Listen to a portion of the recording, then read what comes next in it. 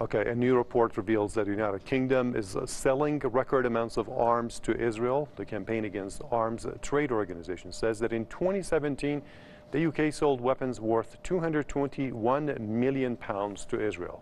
Now, the figure indicates a huge increase compared to £86 million in 2016 and £20 million in 2015. Now, Israel is the UK's arms company's 8th largest market. The arms exported to Israel include missiles, weapon sights, as also sniper rifles. The revelation comes amid ongoing clashes in the Gaza Strip.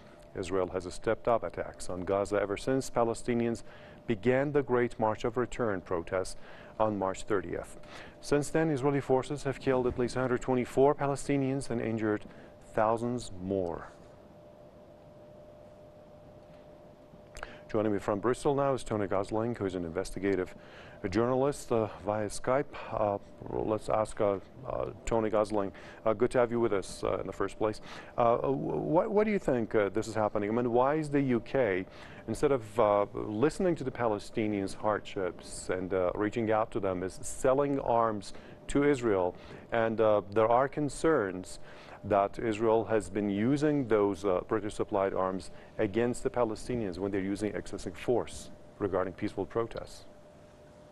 Well, anyone that's a student of history and has really looked into this will know that the British have been major players right from the time around the First World War, even further back, some say, in the Middle East. That is to say, setting up countries, the Sykes-Picot Agreement, setting up countries in order to make sure that they're controlling them into the future. I came across a fascinating quote, by the way, from Lord Curzon, the British guy. He was talking in the time of the First World War, just afterwards, about something called the Arab facade. The British wanted to create a kind of puppet form of Arabism, very much different to the kind of pan-Arabism that Nasser in Egypt was trying to do after the Second World War. And then, of course, he's been stopped. Very much he was stopped doing that.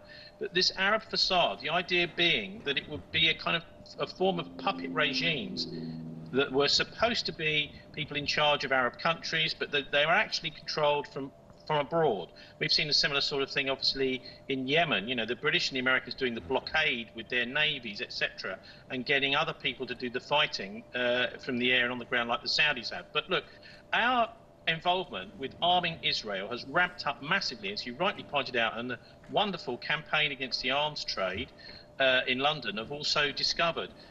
2015, we were only supplying something like £20 million worth of arms to Israel, and that was because the British Foreign Office recognised that there were basically that it's in an apartheid state with war criminals running it.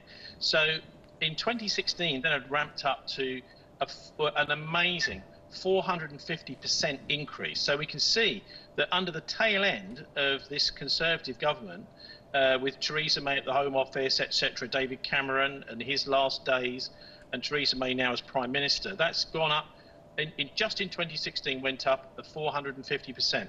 In 2017, it didn't go up quite so much, only 300%, but now we're talking about nearly £250 million worth of arms sales to Israel every year.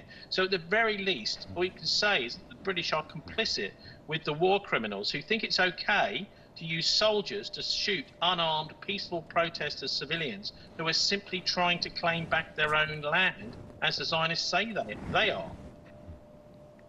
All right. Thank you for your thoughts and insight. That was Tony Gosling, investigative journalist, joining me from Bristol.